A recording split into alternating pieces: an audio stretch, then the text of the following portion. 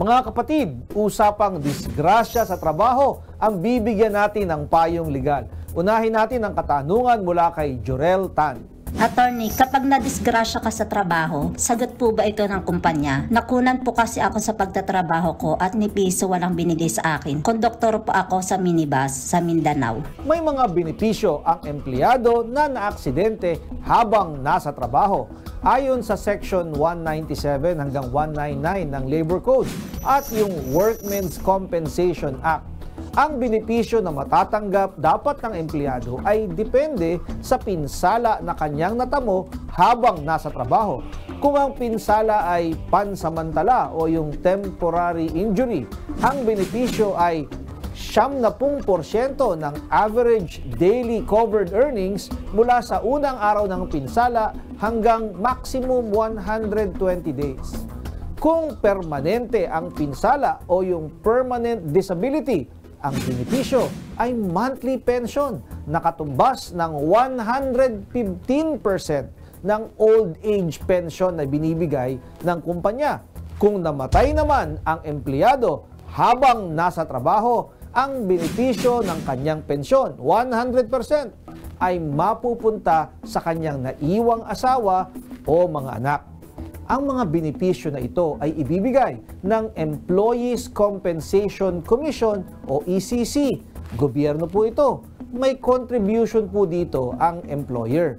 Bukod dyan, maaari ding kasuhan ang employer sa ilalim ng Article 2176 o Article 2180 ng Civil Code kung mayroong negligence o kapabayaan sa parte ng employer na naging dahilan ng pinsala ng empleyado habang nasa trabaho. Ang danyos o damages ay sisingilin mula sa employer at ibibigay ng korte sa napinsalang empleyado. Ito naman ang dagdag na katanungan ni Cheryl Bernales.